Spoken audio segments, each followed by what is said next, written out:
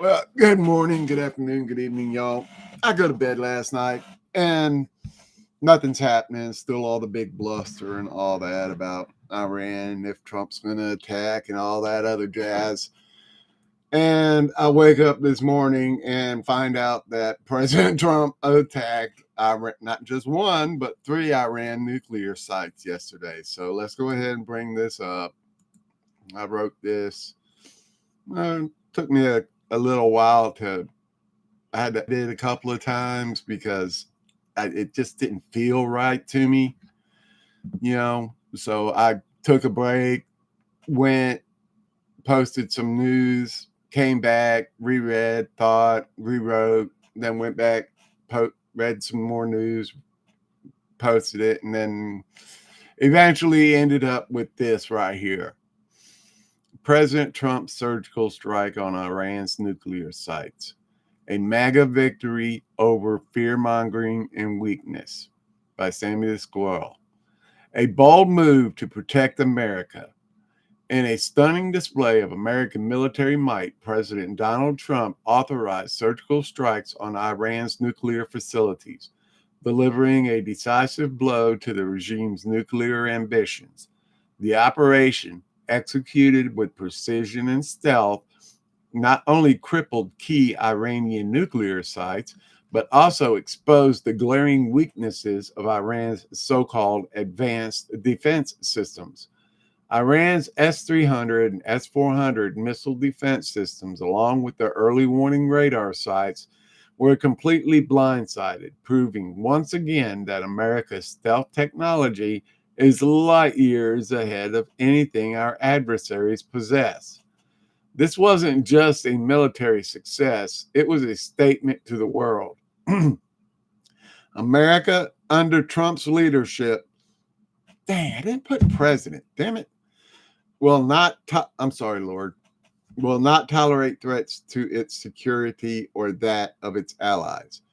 But as expected, the mainstream media and the left are already spinning this victory into a tale of doom and gloom. Their fear-mongering about Iran, retaliation, sleeper cells, dirty bombs, and the supposed chaos that will follow, all while ignoring the fact that President Trump's decisive action has likely prevented a far greater catastrophe. Let's break down what really happened, why it matters, and what might come next from this MAGA supporter's perspective. The strike, stealth, superiority, and precision. The most remarkable aspect of the attack was how Iran's defenses were rendered utterly useless. None of their S-300 or S-400 systems, touted by Russia and Iran as their top-tier air defense technology, activated or even detected the U.S. bombers, which were in the middle of Iran, and fighter jet escorts, not even after the strikes began. Early warning radar sites, which Iran brags about as their first line of defense, were equally clueless.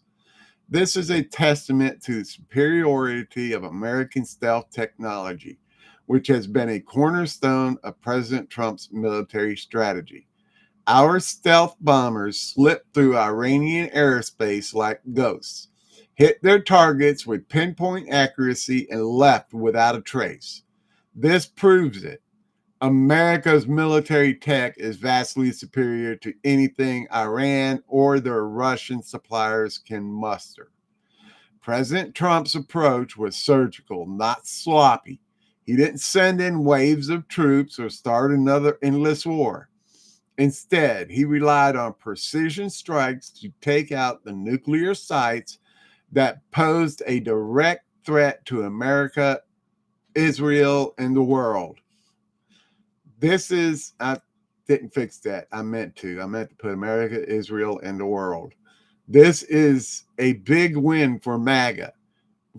This is a big win for the MAGA movement, a clear example of Trump keeping his promise to protect America's interests without wasting lives or treasure.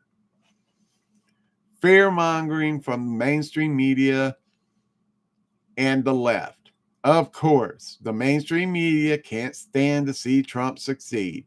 They're already flooding the airwaves with dire warnings about Iranian retaliation, claiming we poked the bear and now we're all in danger. They're hyping up the threat of Iranian sleeper cells inside the U.S., ready to strike at a moment's notice. But let's get real. If there are sleeper cells here, it's because of Joe Biden's insane open borders policy. For years, Biden let anyone and everyone waltz across the southern and northern borders without vetting, giving Iran the perfect chance to sneak in operatives. The mainstream media won't admit it, but this mess is on Biden, not Trump. This fear mongering is just the latest attempt to undermine President Trump's victory. The left wants you to panic, to think Iran's going to rain terror down on us because President Trump dared to act.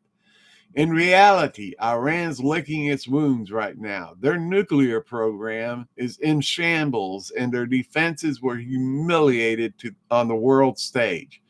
The mainstream media's job is to scare you into forgetting that Trump just stopped Iran from getting the bomb. Something weak leaders like Obama and Biden let them creep towards for years.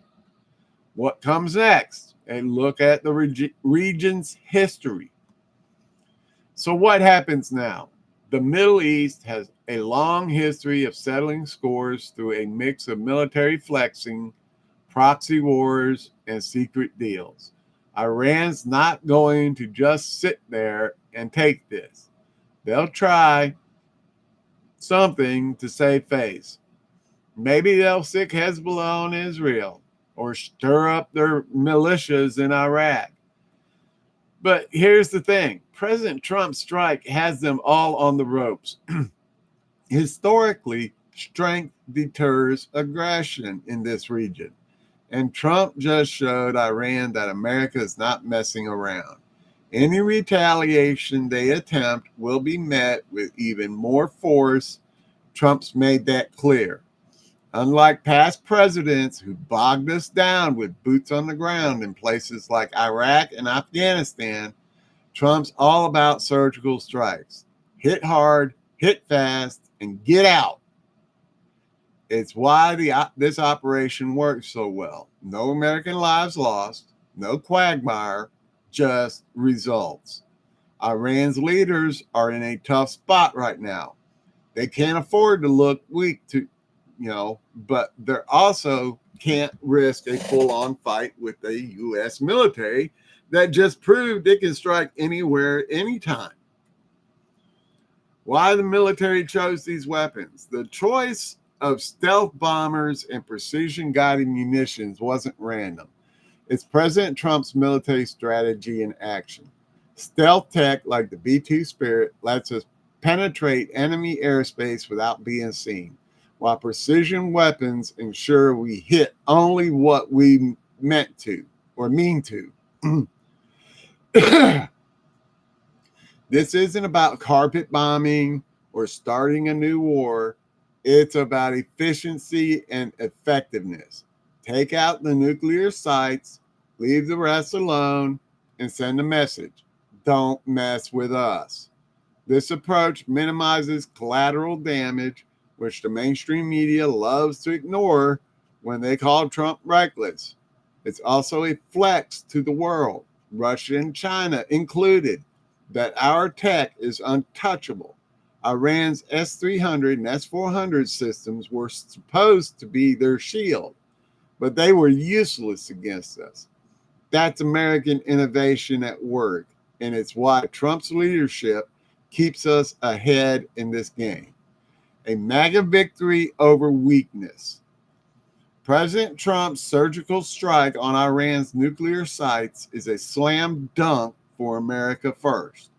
He took out a major threat without putting boots on the ground, showing off our superior stealth technology, and put Iran on notice, all while the mainstream media scrambles to scare us with fake threats.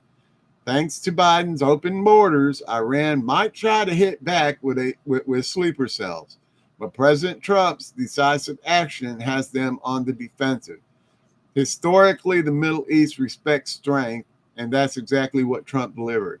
Also, you can bet that Kash Patel has his FBI on high alert, sniffing out any trace scent of a sleeper cell. This is what MAGA is all about, protecting America with smart, strong moves, not weakness or endless wars. President Trump's proven once again while he's the leader we need. And the mainstream media's fear-mongering can't change that. Iran's next move might be loud, but it won't undo this victory. America's back and Trump's in charge. On a personal note, I believe that Iran will encourage their proxies to attack U.S. troops, bases, or ships. After the way President Trump just removed a supposedly untouchable underground bunker, that all of Iraq's proxies in the region will back down and refuse to act, knowing that they may become the next target. President Trump just proved to the world and to their terror organizations that there is nowhere they can hide that our military can't find and destroy. Now, I just had something ding back into my head. Just removed it, supposedly untouchable. Yeah, I forgot to put in here, it's like where the Houthis, Trump warned the Houthis, about attacking our ships, and they wouldn't stop. What did Trump do? He took out their entire leadership, and then the attack stopped. That's why I don't believe, another reason why I don't believe the Iran's proxies are going to act against the U.S. in any way, shape, or form. If there is any type of attack, it's going to come from within, our country. It's going to become, the agents and the Iranians that they were able to sneak into our country through the open southern and northern borders, thanks to President Biden, or the Biden, whoever was calling the shots during Biden's regime.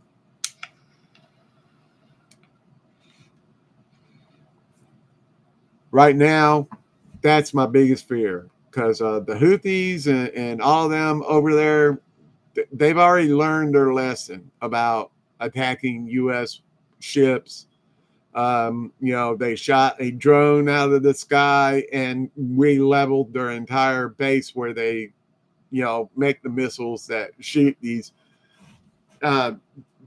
slow-moving drones out of the air that fly on very predictable flight paths, which make them very easy targets. I mean, heck, if it was flying low enough and some redneck here in America broke out their, high-powered hunting rifle, could probably shoot it out of the sky themselves. I mean, that's how slow they move. They're made to loiter and circle in real slow patterns and observe what's going on below them. And, they're easy to shoot down. But now, have any of them shot down the F-16, F-18, F-22, and F-35? Have they hit any one of our manned fighter jets? No, they've not come close, not even tried.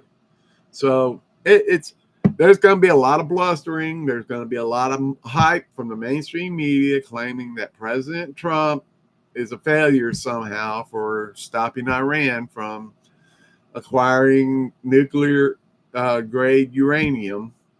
Although I don't really know exactly what the heck is going on over there. I can only predict from what I have seen personally and what I've read and cut through the fog of the disinformation.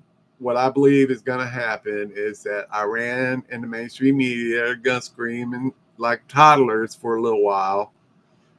They may activate a sleeper cell or two inside the USA and do some small attack or something in a Democrat-controlled city that they know they will be able to get away with it because the Democrats will help them. I mean, that's how much they hate America, and they are suffering from Trump derangement syndrome. They would rather see a terrorist attack on U.S. soil. They would love to see an attack on U.S. soil that they can blame on President Trump. They don't care about the people that would get killed or hurt, maimed, permanently injured, or handicapped. All they care about is scoring political points. And that's what I think will happen this next week. And hopefully by then we'll be out of this stupidity. I mean, I can't even turn on, I mean, I don't want to even turn on the computer or the TV and check anything anymore, because it's flooded 24/7 with everybody's opinion, and now even mine. And I'm trying to be as neutral as possible. I mean, just straight down the middle as possible. Anyways, it's 16 minutes. Let's go ahead and end this. I think y'all listened to me rant long enough. Hopefully, nothing major will happen from a sleeper cell. But as far as, the Iranian proxies retaliating, I don't see that. They've already, nipped at our ankle and got kicked across the room, more or less, and, they're a Chihuahua, messing with a Mastiff, and, yeah, it's not going to turn out well. So, and they know it. That's why I think it's going to be a sleeper cell attack inside the USA. All right. Well, that's it, y'all. Let's see. I can go for another 10 seconds. Yeah, and we'll end it right on 17 minutes. Just to give a little twist to this video. 4, 3, 2, 1, end.